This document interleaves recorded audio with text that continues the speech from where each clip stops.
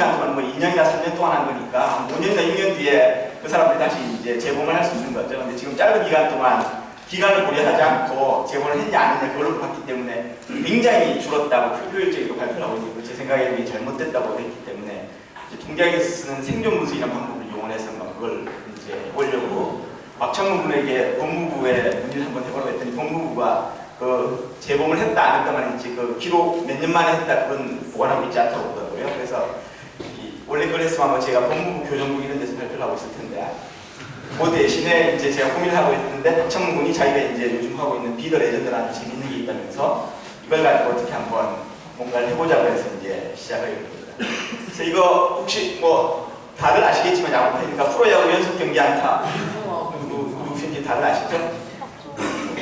네, 삼성 박종호 선수가 2004년에 39경기 연속 안타를 기록한 거죠. 근데 제가 이거 준비하면서 찾아봤는데 박종호 선수 그때 타율이 2할 8푼 1밖에 안 되더라고요. 그리고 통산 타율이 2할 7푼. 사실 이런 연속 안타 기록을 갖고 있는 선수 치고는 상당히 타율이 낮은 편이고 특히 통산 타율도 굉장히 낮은 편인데요. 물론 뭐 준수한 기록이라고 할 수 있을 텐데 미국 프로야구 연속 경기 안타 기록을 반면에 살펴보면은 이제 조 디마지오가 1941년에 기록한 56경기 연속 안타죠. 조 디마지오는 상당한 스텝 플레이어입니다. 예, 그 당시 그러니까 41년 시즌 타율 3할 5푼 7리고요. 통산 타율은 3할 2푼 5리. 그러니까 물론 56경기란 대단한 기록 세웠지만은 시즌 타율은 굉장히 그 당시 굉장히 높았고요. 이제 박종호 선수는 거기에 비하면 시즌 타율이 2할 8푼 6밖에 안 됐는데도 39경기 연속 안타 기록을 깼다는 건 굉장히 경이적이거든요. 예, 그 다음이 아마 박종호 선수가 깨트린 기록이 박정태 선수인데 박정태 선수는 훨씬 박종호 선수보다 이제 교타자이면서 타율이 높은 걸로 알려져 있고요.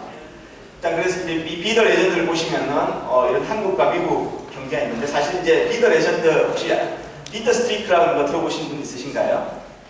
이게 비더 레전드가 이게 원조가 쉽게 말하면 이게 원조죠. 미국 그 메이저리그 베이스볼에서 지금 하고 있는 겁니다. 여기서는 이제 여기서는 좀 상금이 커요. 비더 레전드는 제가 알기로 3억인가요? 근데 이제 비더 스트리크는 560만 불 줍니다. 그래서 이제 60억 우리 돈으로 환율 지금 좀 올랐습니다. 근데 이제 메이저리그 기록 경기에서 가장 깨기 힘든 기록 중에 하나라고 생각하는 조 디마지오 기록을 깨는 거죠. 이제 룰은 굉장히 비슷한데요. 그러니까 정확히 얘기하면 여기서 룰이 나왔는데 이제 한국에서 뻔던 거고요. 근데 경기 규칙은 사실 한국보다 조금 다른 게 매일 안타를 칠 것 같은 선수를 2명 골라요. 한국은 지금 비더 레전드 해보신 분 아시겠지만 1명을 고르게 돼 있습니다. 1명을 고르는데 둘 중에 1명이라도 안타를 치면은 이제 안타를 친 걸로 이제 간주를 합니다. 그러니까 일단은 딱 생각해 보시면은 한 경기로 따져보면은 이제 쉴 것 같다는 생각이 드는데요. 이게 이제 경기가 수가 56경기라는 게 늘어나면 이제 아마 확률을 조금이라도 공부하신 분은 알겠지만 이제 곱하기 계속되면 굉장히 작아지거든요. 어쨌든 그래서 제일 먼저 또 다른 규칙이 다른 게요. 여기는 이제 독식입니다. 독식. 첫 번째 한 사람이 무조건 다 돈을 가져가는 거예요. 그래서 이제 근데 지금 몇 년째 하고 있는데 지금 아직도 아무도 달성하지 못했고요. 2014년 최고 기록이 38경기 연속 경기 안타. 이게 이제 거의 비트 스트리크 홈페이지에 가보면은 이제 뭐 아마 이게 여기 나와 있는 이게 뭐 닉네임 같은 거겠죠. 유저네임 같은 거고 거기에 쉽게 말하면 스코어 리더들이 나오고 있습니다. 나오고 있는데 이 2014년에 이제 최고 기록이 38경기가 최고고요. 그러니까 지금 56경기하고는 전혀 근접하지가 않죠. 전혀 근접하지가 않고 이게 이제 그렇게 끝났는데 반면에 이제 비더 레전드는 이제 비더 스트리크의 한국판이죠. 한국판인데 요거는 좀 규칙이 사실 이제 조금 다른 게 한 명만 선택할 수 있습니다. 한 명만 선택할 수 있으니까 일단은 초반에 보면 좀 이제 불리하다고 할 수 있죠. 근데 또 다른 점은 이제 여기서는 39, 40경기만 맞추면 되는 거죠. 40경기 안타를 기록할 경우 상금을 받을 자격이 주어지면 총 4억원의 상금을 40경기 연속 안타를 기록한 사람들이 나눠 가진다. 이게 미국은 또 다른 점, 미국은 독식인데요. 이 한국은 시즌 끝날 때 맞추신 분이 많으면은 이제 나눠 가지겠습니다. 근데 올해 유례 없는 타고 투저 영향으로 30년. 제가 알기로 세금 빼고는 1000만원 안 된다고 지금 들었는데. 뭐 어쨌든 그래도 뭐 이런 기회가 주어진다면 좋겠죠. 어쨌든 지금 웃으셨지만 그래도 1000만원이 3억원 하니까 4억원보다는 많이 작지만 어쨌든 꽤 큰 금액이고요. 그런데 이제 제가 여기서 이제 오늘 얘기하고 싶은 건 뭐냐면요. 이게 사실 얼마나 어려운 경기인가 그걸 먼저 한번 제가 잠깐 얘기를 드릴게요. 40개 연속으로 맞추는 거를. 여기서 좀 상당히 드물지만 수식이 조금 나옵니다. 자, 이제 서건창 선수의 올해 성적을 한번 보면요. 서건창 선수 올해 타율이 3할 7푼인데 이제 뭐 543타수 201안타, 200안타 이렇게 했죠. 그리고 이제 평균 타수를 그냥 게임당 이제 전 경기를 다 출장해가지고 128경기 남은 이제 타수를 남는 4.24 정도가 나오고요.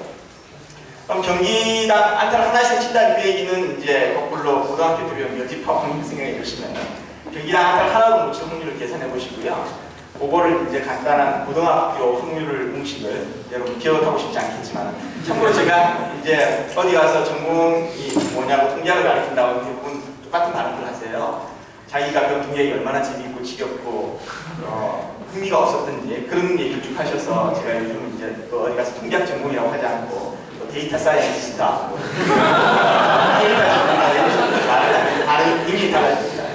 어쨌든 그래서 이제 똑같은 말이라고 하더라도 조금 바꿨더니 사람들이 좋아하는데 이 서건창 선수는 그러니까 한 게임당 보통 안타를 칠 확률이 사실 이제 지금 뭐 약간 단순화시킨 건데 한 86% 정도 되는 거죠. 굉장히 높습니다. 이거 굉장히 높은 거니까 서건창 선수한테만 하면 되지 않느냐 싶은데요. 근데 40경기 연속 안타를 칠 걸 이거 가지고 40승을 해야 되니까 이 계산해 보시면 한 0.2%거든요.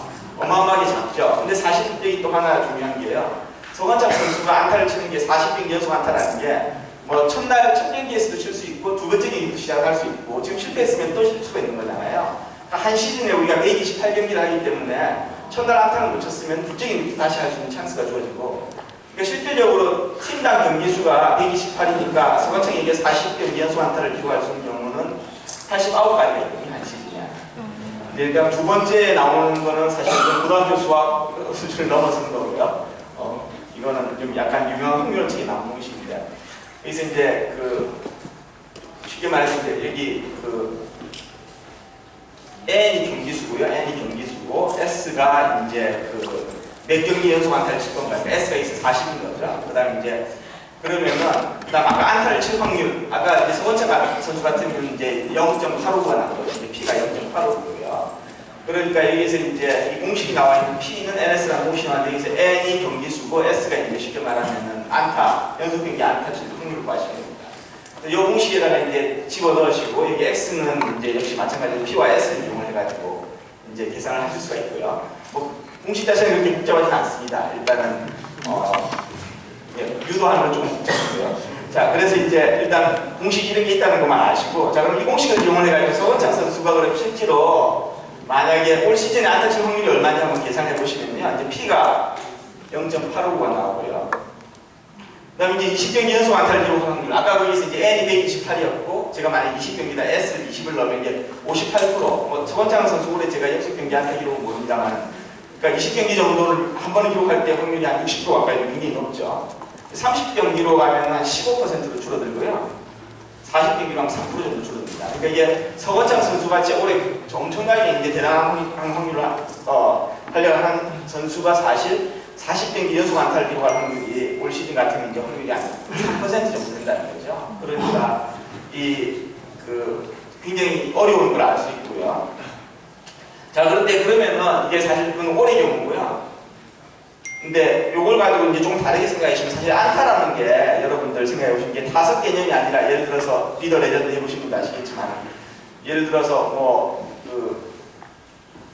계속 고의사고로 실제로 안타를 칠 수 있는 찬스가 주어지느냐에 따라서 연속 경기 안타가 이루어지는 아니기 때문에 타석 대신 타수